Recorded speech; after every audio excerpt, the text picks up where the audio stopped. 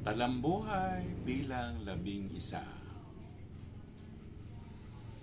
Sa panahon ngayon, taong 2024, panahon ng Sagittarius na nagsimula noong Nobyembre 22 at magtatapos ng 21 ng Disyembre 2024. At tapos noon, pumapasok ang panahon ng Capricorn.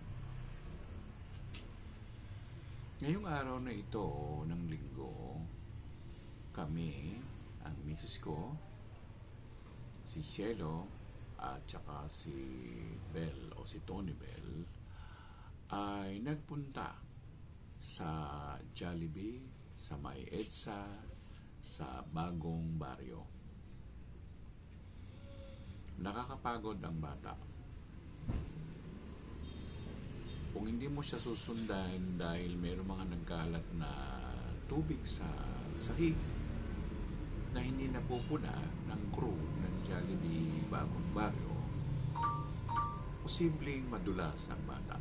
So, inalalayan, dalawa kami o tatlo kaming nag-aalalay sa kanya hanggang sa iniisip din niya o ni Tony Bell na umakyat ng second floor ng Jollibee Bagong Baryo. Napakalikot na bata. At masayahin naman.